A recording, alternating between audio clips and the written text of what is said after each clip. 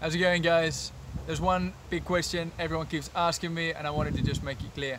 Where is the trash going? What are we doing with the trash that we're collecting on our beach cleanups? Now, a lot of it, what we collect, is actually non-recyclable. So I'll give you an idea on what we're doing. We will separate all of it into different sections. So we'll have a bag and we'll have a label that tells you what goes inside it.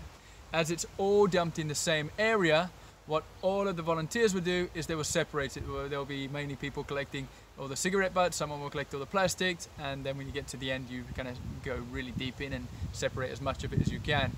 An idea. So the labels will be metal cans, will be plastic bottles, will be caps, will be other plastics, will be microplastics, straws, etc. So we separate it as much as possible into all of these different ones as best as we can, and we do a very, very good job. All of the volunteers do an amazing job. We could just stay for maybe 30 minutes or more separating each and every individual bit. Why do we do that? Because if we don't separate all of it, all of these microplastics and plastics, which are kind of small and see-through, will end up going back into areas we don't want them to go. So the idea of what we're doing this is that we put it inside all of the containers correctly. There will be some containers where things will go in that are not recyclable, and currently we do not have the manpower, ideas, resources to do anything with them. So there will be about 80% of everything we collect goes into all of the containers. There are all the recyclable containers. Most of the plastics that can be recycled go directly into that, and all of the things that cannot be recycled.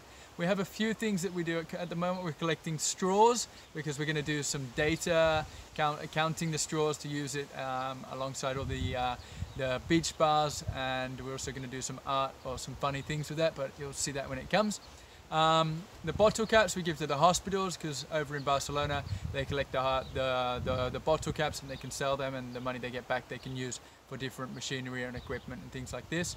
And microplastics, currently all the small things, I think it's between 0 and 6 millimeters, all these small things, they are collected, we keep them in bags, and what we're going to do is we're going to do some art projects, hopefully with children inside schools, but if not, then we'll do art projects with different artists in the local area so that we can reuse these items that are not going to be recycled, and there's not really much you can do with it.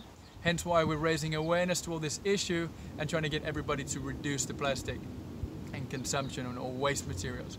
So, the beach cleanups. Where does the waste go? Well, most of it goes back into containers, into recycling containers and containers that are going to be sorted out. But here's the problem. Around the world, over 90% of everything that we put into recycling containers do not get recycled. And this is a major issue. Now, some countries the percentage is much higher and some countries much lower. But overall, the statistics that are out there, 90% of everything we put into these containers don't get recycled. Why would this be? Well, one of the main reasons is that we're producing so much waste products and materials that there's not enough space for it. We are now at the point where we're consuming so much. I think in America it's 500 million straws every single day. I mean, where can you put all of that in the space of 1 year? 365 days times 500 million. I mean, you guys can do that. That's a lot. Where do you put this stuff?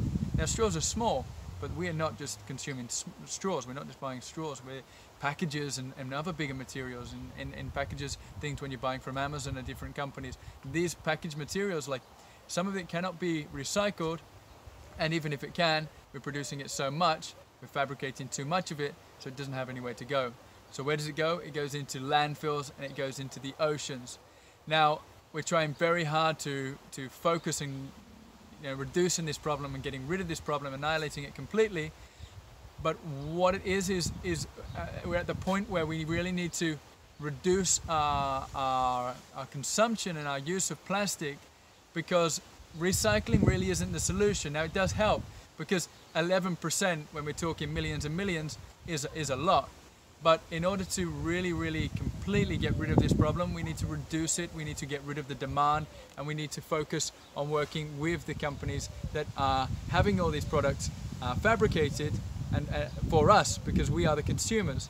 That's why when we go to the beach cleanups, it's really important that you realize that all the things you see and all these videos you see of this trash on the ground, yeah, like people that are putting trash on the ground, they've got certain words that I'm not going to say right now. They're not very nice words, you know.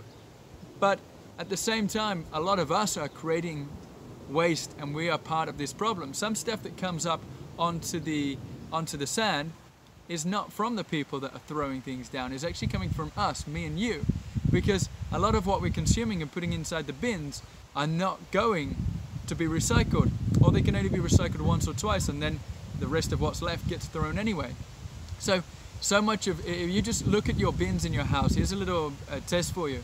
If you collect everything of plastic, for example, over the course of a week, don't try and cut down, just do everything as normal.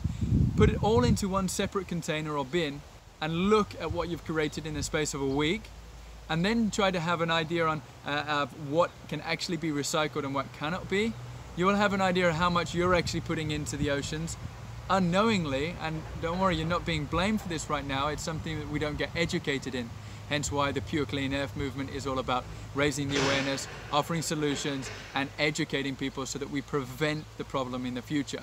So yeah, try that out. If you've got a few minutes, and it's worth doing it because we've all got a few minutes, just put it all into a different bin, keep it all for a week, and just see how much you're actually producing, how much waste you're producing in the course of a week, because it's very interesting.